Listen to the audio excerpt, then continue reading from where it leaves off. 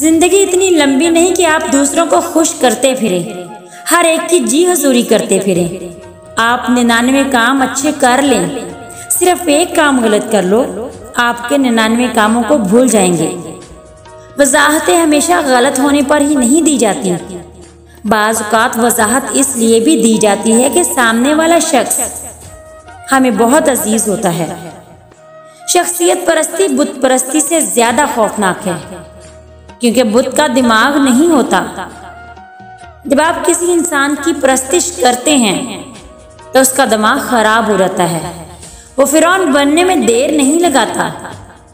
चीखो पकार इंसान के वकार में कमी का बाइस बनती है। लोगों को अपनी खामोशी से खौफजदा करना सीखो। कभी किसी इंसान के पीछे मत भागो, कभी अपनी इज्जत नफ्स और अपना वकार किसी इंसान की खातिर दाव पर मत लगाएं।